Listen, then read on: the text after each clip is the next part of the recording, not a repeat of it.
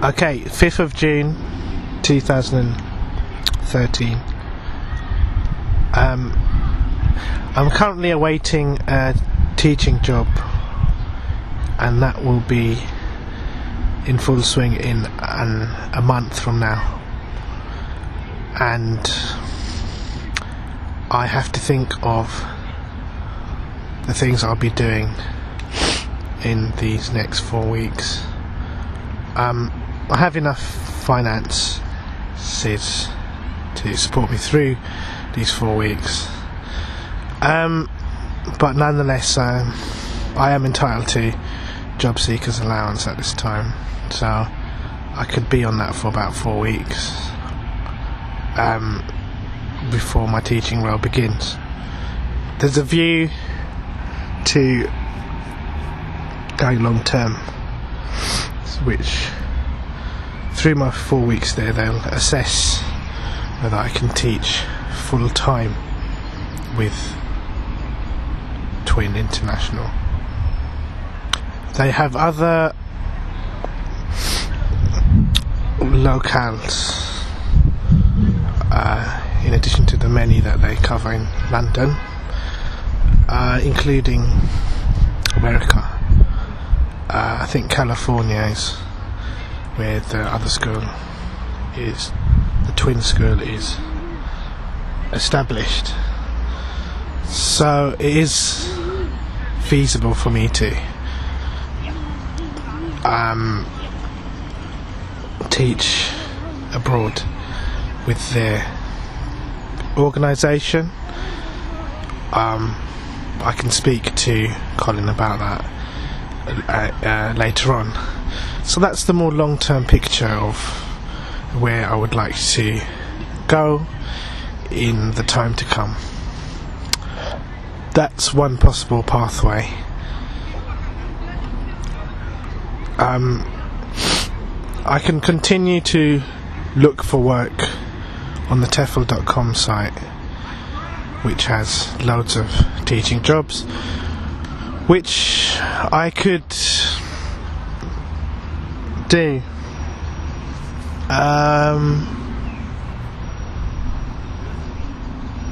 And in the place of this current job, because this job is only a month, whereas if I get a teaching contract I could teach for longer and in another place. There are indeed a lot of teaching opportunities available, teaching jobs available everywhere around the world, so I don't have to be based here per se. The laptop I have with me, so I can pretty much move anywhere I like with minimum fuss. I don't have much luggage, and travelling is not a problem for me at all. So I'm not confined to this place. The road I live in is called Oakfield, and it has a very homey feel, but that doesn't mean I'm going to be staying here in the long run. I could teach abroad, for example in Italy and Spain, and live out there for quite some time. There's no harm in doing that, and I don't see any problem with that. I'd probably get a train to the place rather than a flight, but nonetheless I can go to where I need to go to. So my options are quite fluid and open. I like what Colin Wright has done. He's managed to travel every 3 months, and while I don't want to travel that much, I could theoretically I can travel.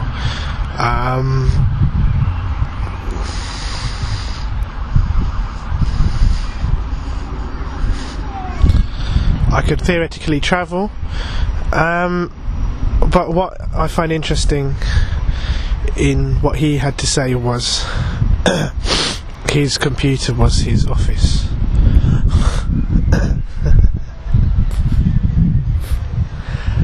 And it's a kind of very empowering idea, and the mobility it is really interesting. And I've been listening to the Good Life Project podcasts. These guys, you know, at the forefront of things. They might have other associations that might not be of immediate or distant interest to me. Through and through, I'm a Falun Gong practitioner. But nonetheless, you know, they are on the cutting edge of business and career as understood in the times we have today. And what I'd like to echo out for myself would be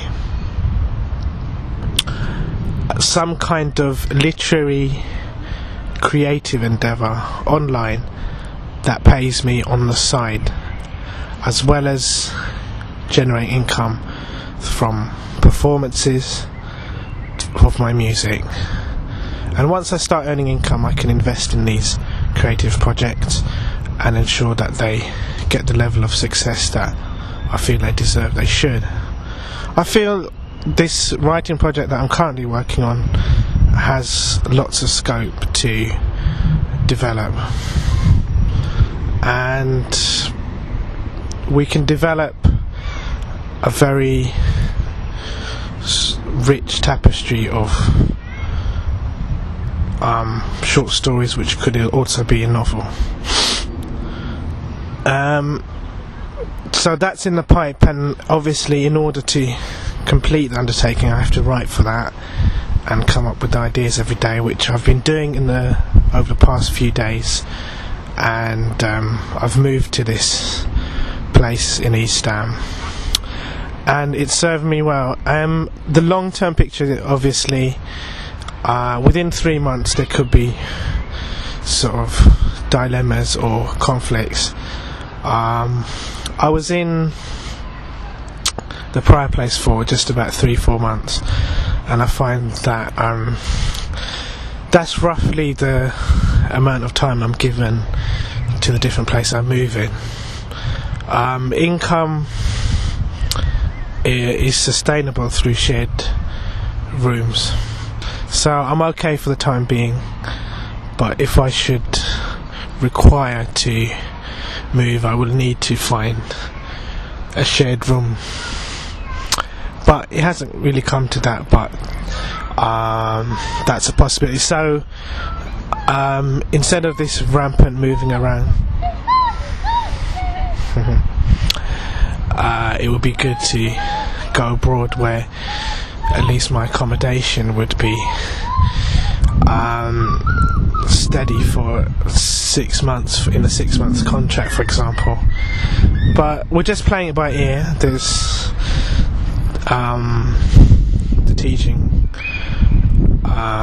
summer school thing coming up, which hopefully I think we want to make that long term, so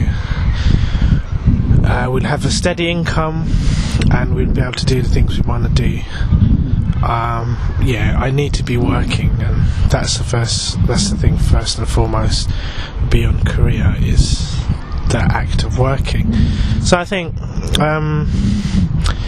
in these weeks that are just coming, I think I'd look for maybe some manual job or some kind of telesales job, perhaps, that will give me some income. And so I'm using my time constructively, because while I feel like this has been a very creative, fruitful period, and you know, it will continue, the Good Life Project spurred on a lot of creative ideas and has given me a good direction as to what I want to do. And I think my creativity, following the report I got from the psychic woman, is very reputable. I've found that everything she said has slowly come to be, although it's taken a while. I myself know for myself first and foremost that I've had this path that's unfolded naturally in front of me, and it's just a case of letting it lead me where it does. And although it doesn't always make sense, I'm getting used to working with it now, and I've managed to tap into this creative project, creative writing, and it's kind of like a latent talent before, but I think I can generate lots of stories, and I think this is where my strengths are. And I think there is something I can build. How long it'll take, I don't know, but I've invested a good deal of time to writing these stories, which then go on the blogs essentially. So these blogs are very powerful tools that we're seeing it progress, and more and more people are visiting. It's a steady crescendo, but it's nothing dramatic yet. But just like with farming, you seed it and then you gradually work towards a goal. The minimalist guys were saying recently that they want to write a story once a month. They're novelists themselves, and I basically want to do something that's a bit similar to the minimalists, in that they were selling their literary stories on the back of their minimalist project, which is basically sort of about life and self-help, how to clear your space for a free, uncluttered life. And that's the basis that they've made their business online and life online. I'm very drawn to the idea of travelling. I know Stuart, the old teacher, had a microphone or dictaphone that he used when he travelled. I also find speaking to be a very natural, easy way. Thinking out loud essentially and recording it to generate ideas. I don't need a journal to keep these days, and that's a thing of the past, and that's something I did for many years. So it's really interesting to have gone past that and to now share what I've been doing through audio, and it creates this transparency. And you might think that well, there's no sense of space, personal space, and everything seems to be transparent, but I think there's nothing wrong in that. I don't think it's evil to be transparent and to share my journeys every day with people who might want to do the same thing. And if it is blazing a trail, as my teacher said, a teacher in Falun Gong, then I don't see there being any problem with being wholly transparent and accountable. And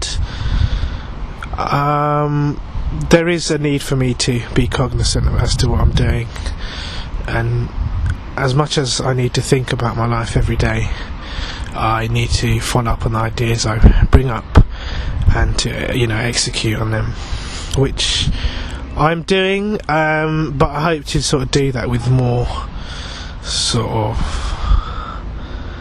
a bit more. I'd like to do that a bit more attentively, tend to that a bit more scrupulously, but the ideas are coming through, and that's fine. So I'll probably go to the job seeker's office sometime, either today or tomorrow. I got to cut back on my eating out expenses as well.